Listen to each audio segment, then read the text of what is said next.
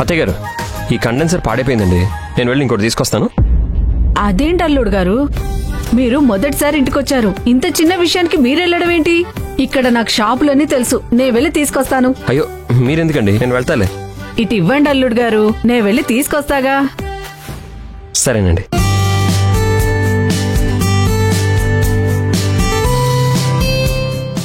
లక్ష్మి, బాగా చోటలు పడుతున్నట్టున్నాయి. కొన్ని గదిలోకి వెళ్ళి ఫ్యాన్ వేసుకొని కూర్చోండి.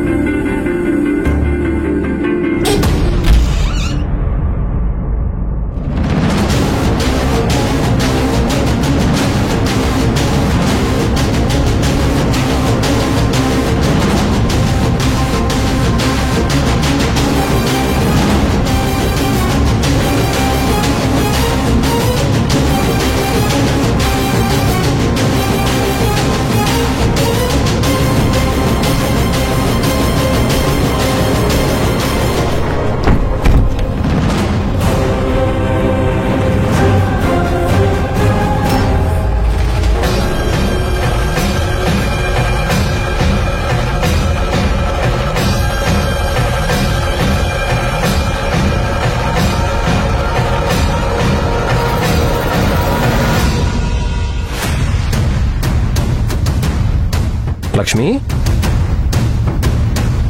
లక్ష్మి, ఏంటి లక్ష్మి, ఏమైంది?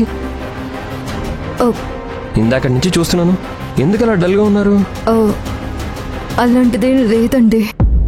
లేదు లక్ష్మి, ఏదో ఉంది, మీరెందుకో కంగారు పడుతున్నారు. నిజం చెప్పండి, ఏమైందో? ఏం లేదండి, ఏదో ఆలోచిస్తున్నాను, అది చూసి మీకు నేను డల్గా కనిపిస్తున్నాను.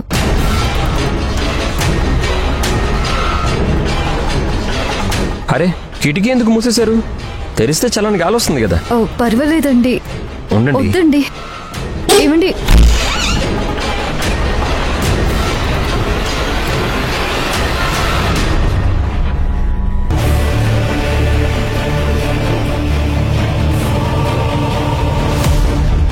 లక్ష్మి,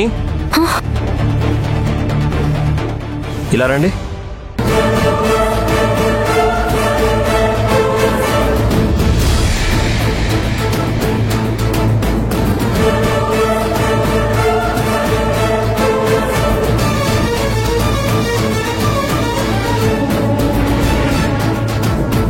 అరే, ఏంటిది? మిమ్మల్ని ఏమైంది లక్ష్మి? మేము పెళ్లి చూపులకు వచ్చినప్పుడు అక్కడ పెద్ద చెట్టు ఉండాలి కదా, అది ఇప్పుడు కనిపించట్లేదేంటి?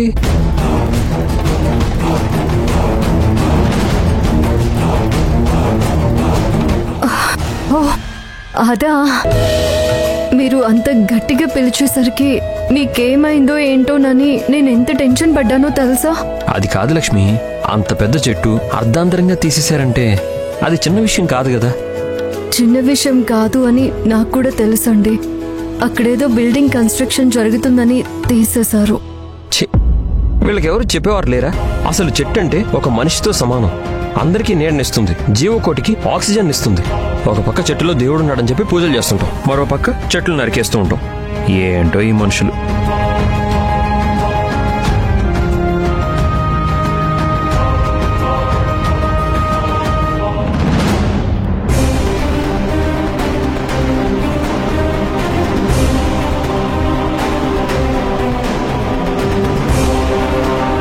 లక్ష్మి,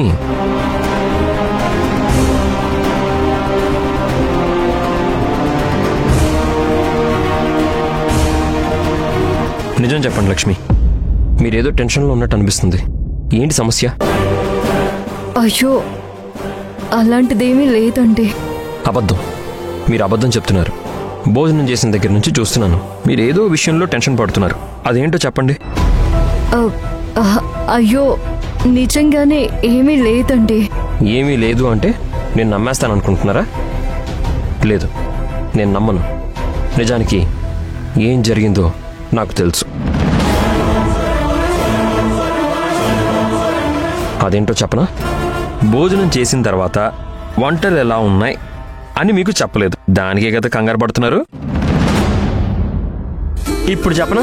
వంటలన్నీ అద్దిరిపోయాయి. గుత్తొంకాయ కూర అయితే 100కి 100 మార్కులు వేయచ్చు. ఇక బెండకాయ వేపుడు అనుకోండి, నెక్స్ట్ లెవెల్.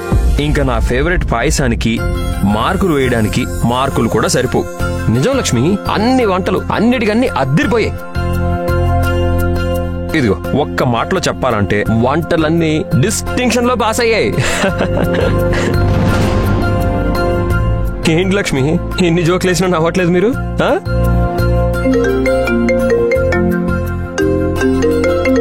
ఒక్క నిమిషం ఫోన్ మాట్లాడేస్తాను.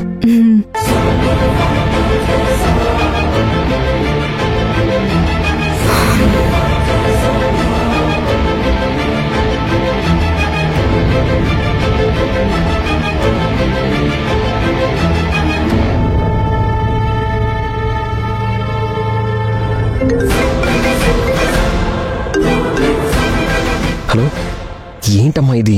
ఏంటి ప్రాబ్లం? ఎందుకు ఊరికే ఫోన్ చేసి విసిగిస్తావు? డైమండ్ రింగ్ పెట్టారా లేదా అది మాత్రం చెప్పు. ఇప్పుడేంటి, ఇంటికి కొత్తగా వచ్చిన అల్లుడికి వాళ్ళు డైమండ్ రింగ్ పెట్టాలి, అంతే కదా?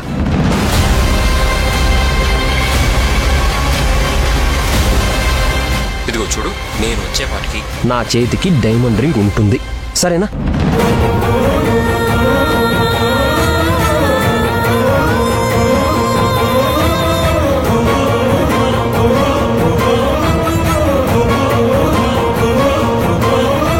చూడమ్మా, దయచేసి ఈ విషయం గురించి మళ్ళీ నువ్వు ఫోన్ చేయకు, దండం పెడతాను ప్లీజ్.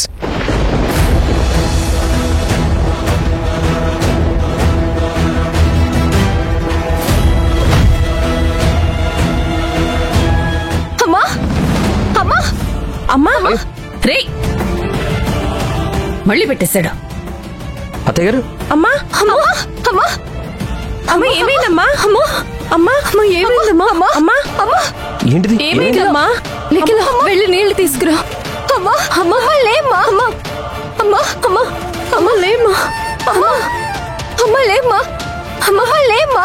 అమ్మా అమ్మా అమ్మా అమ్మ లే అమ్మా. అమ్మా అమ్మా అమ్మా అమ్మా అమ్మా అమ్మా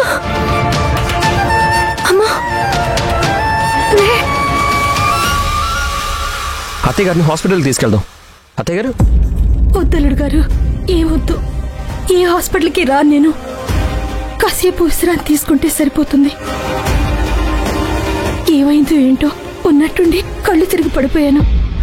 అందుకే అన్నానమ్మా, అన్ని వంటలు చేయడం ఎందుకు అని. పద, కాసేపు రెస్ట్ తీసుకుందువు గాని పద. అఖిల పట్టుకోండి. లేవండి మెల్లిగా రండి. తీసుకెళ్ళండి.